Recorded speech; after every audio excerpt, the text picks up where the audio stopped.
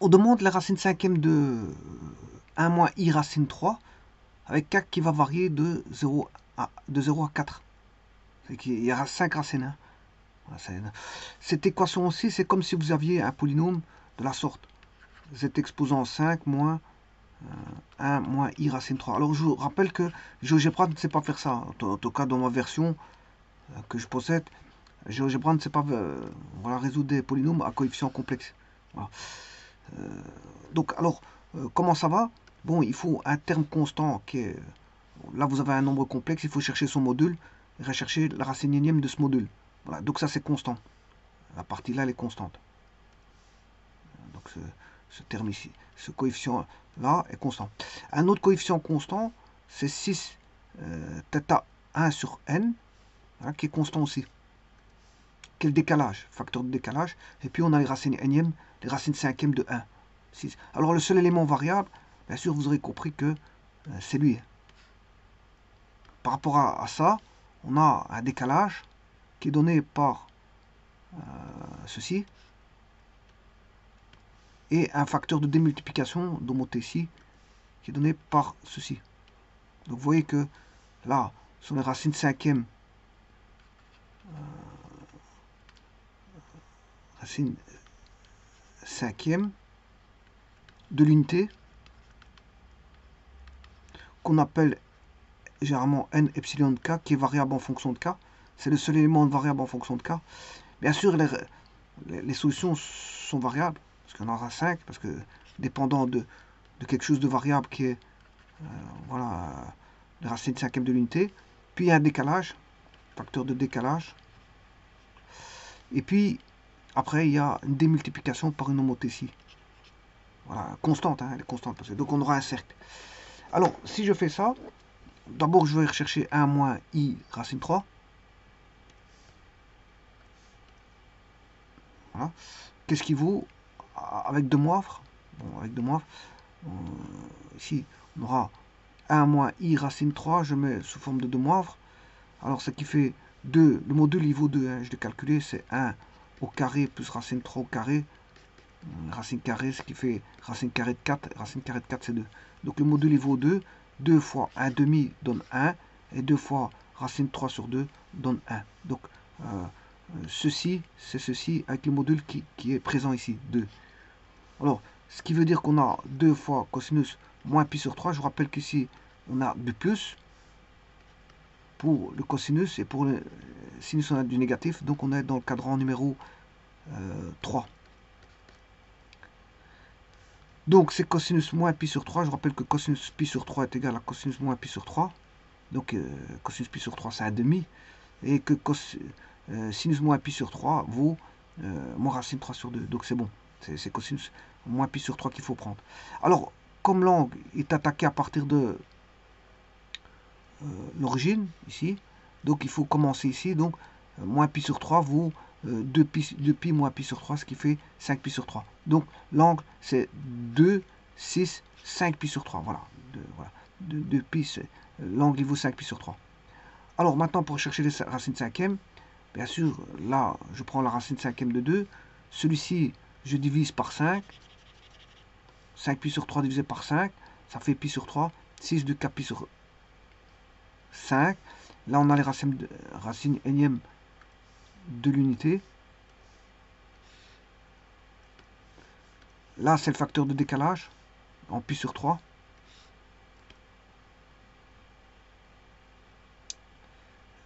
Et puis, bien sûr, on fait varier. Donc, le seul élément variable va être ici et tout va dépendre de celui-là. C'est le décalage par rapport aux racines énièmes enfin les racines cinquièmes de 1. Et ici, on a le facteur de démultiplication.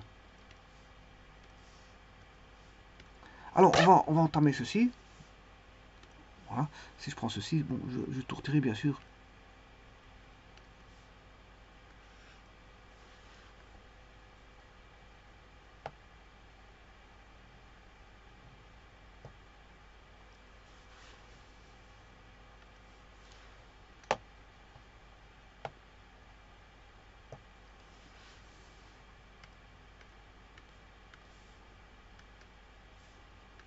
Alors, la première chose qu'il faut faire, c'est de placer le nombre complexe.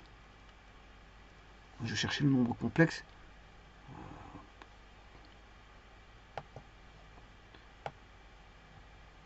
Il y a encore un B à enlever. Là. Bon, je commence.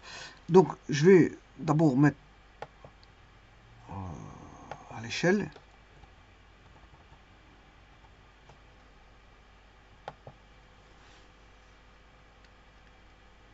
Voilà. Ça, c'est... Je retourne à la maison. Donc, c'est-à-dire... bon, c'est le cadre standard de départ. C'est l'initialisation de la feuille, voilà, de la feuille de travail. Workspace.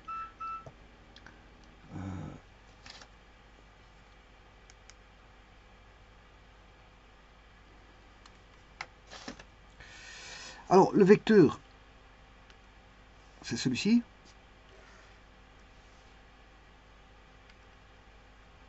Vecteur de départ. Non, c'est pas celui-là, c'est celui-là. C'est celui-là.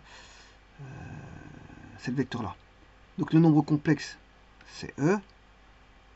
Ça, c'est le nombre complexe. Et, bien sûr, le vecteur associé, c'est celui-ci. Ah, c'est la première chose à faire, c'est de mettre le nombre complexe. Le nombre complexe. Où il est. La seconde chose, je vais chercher les racines énièmes, les racines cinquièmes de l'unité. Comment? Ben, j'écris x5 moins 1. Voilà. En fait, c'est l'équation x5 moins 1 égale 0. Donc, les racines complexes, il y en aura 5. 1, 2, 3, 4 et 5. Les voici. Voilà. Alors, je vérifie que la somme fait bien 0. Hop, j'ai bien 0. Et je vérifie que le produit fait bien 1. Et voilà. Donc, tout est bon. Donc, question vérification, tout est fait. Bon, ensuite, je mets un cercle là. La fonction, je n'ai pas besoin. Voilà. Et donc là, je peux faire déjà un zoom pour voir apparaître ce qui s'y passe. Bon, on ne voit plus l'autre nombre complexe. Voilà. Maintenant, si vous voulez voir le nombre complexe, il est là. Maintenant, ça c'est voilà, les racines énièmes de l'unité avec le nombre complexe de départ. Donc, ce qui a été créé ici, ben, c'est la partie en rose. C'est-à-dire, c'est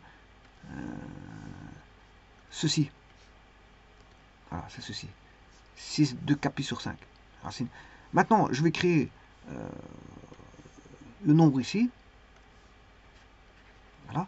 Créer ce nombre-là en aparté. Et après, je vais faire la multiplication. Mais je vais le faire 5 fois. Donc, c'est-à-dire... Ben, bon, ouais, avant toute chose, ce que je fais, je crée le polygone. C'est un pentagone. Voilà. C'est un cercle de rayon 1, je vous rappelle.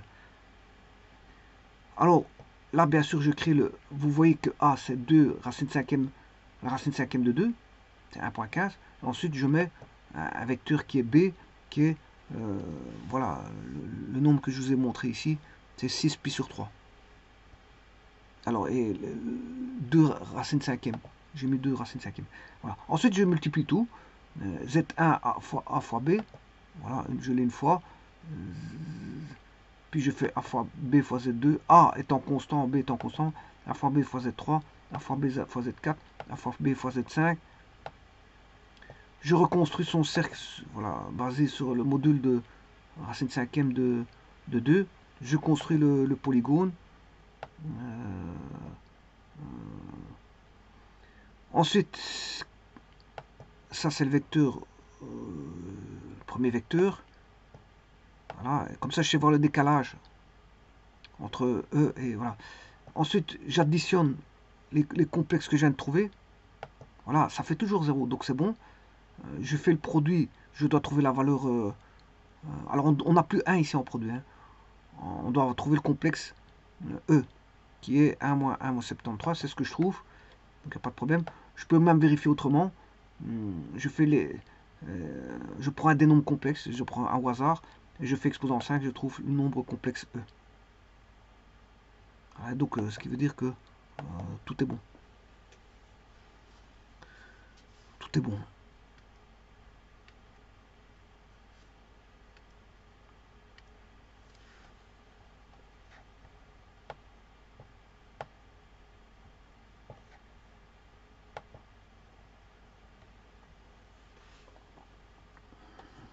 Donc vous voyez que les racines énièmes de l'unité viennent faciliter les choses. Hein.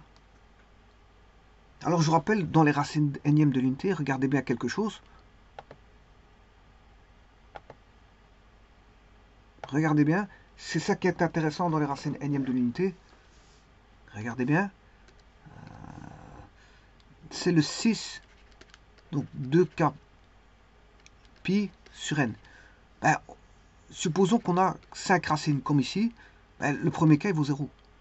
Le premier cas vaut 0. Puis vous aurez 1, 2, 3, 4. Mais que vous cherchez la racine cinquième, ou la racine sixième, ou la racine septième, ou la racine cubique de 1, peu importe, ou la racine carrée de 1, peu importe, qu'est-ce qui se passe? Ben, pour le premier, k égale 0, vous aurez toujours 6, 0 pi sur n. 0 pi sur n, ce sera toujours, le premier vaudra toujours 6, 0. Alors, je vous rappelle que 6, 0, c'est cos 0 plus sinus i sinus 0. Or, i sinus 0, ça fait 0. Et cos 0, ça fait 1. Ça veut dire que vous allez toujours avoir le nombre réel 1. Vous serez toujours sur 1. Et à partir de là, comme vous savez que vous avez une racine cinquième, vous divisez l'angle par 30, 360 divisé par 5. Voilà, vous faites 360 divisé par 5, ça fait 72 degrés. Voilà. Donc, vous construisez 72 degrés sur un cercle de rayon 1. Vous aurez votre polygone directement à partir toujours de prendre un des sommets ici sur 1. Un des sommets sur 1. Voilà, vous prenez un des sommets sur 1. Et à partir de là, et puis après, vous allez chercher le vecteur de décalage. Hein, 6 pi sur 3. Vous décalez de pi sur 3. Et vous démultipliez par... Voilà, donc c'est facile hein, de faire ça. C'est toujours la même chose. Voilà. C'est très facile. Je vous remercie.